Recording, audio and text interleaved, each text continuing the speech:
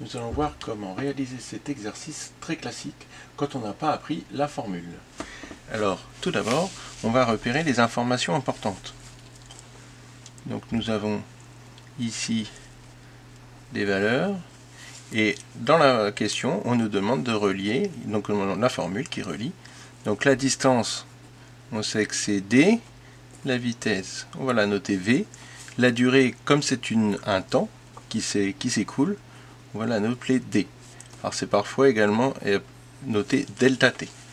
Pour simplifier, on va garder t. Donc on n'a pas la formule et on sait qu'il y a un égal qui doit traîner, mais on ne sait pas exactement combien. On va se servir en fait des unités. On va repérer ça. Des km/h, on sait que c'est une vitesse.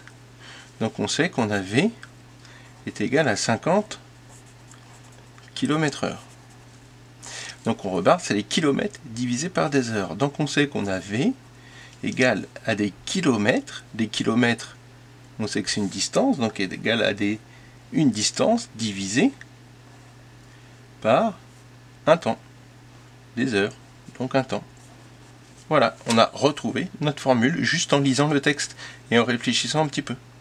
Du coup, là on nous demande calculer la distance, donc c'est d qu'on souhaite. On va aller au bout de l'exercice, tant qu'à faire. D égale v fois t, même si celui-là, honnêtement, on aurait pu le faire de tête. Donc la vitesse c'est 50 fois le temps 12, et voilà.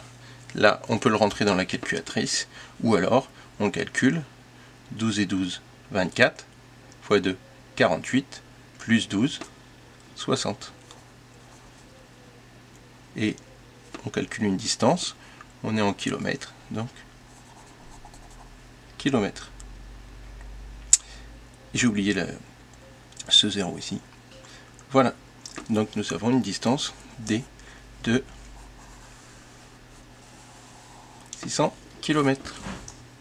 Je vous laisse maintenant essayer de faire cet exercice sur exactement le même principe. Et vous verrez que même si vous ne savez pas, vous n'avez jamais appris ce que c'est une concentration et la formule de concentration, vous pouvez tout à fait le faire en réfléchissant un petit peu. Bonne journée.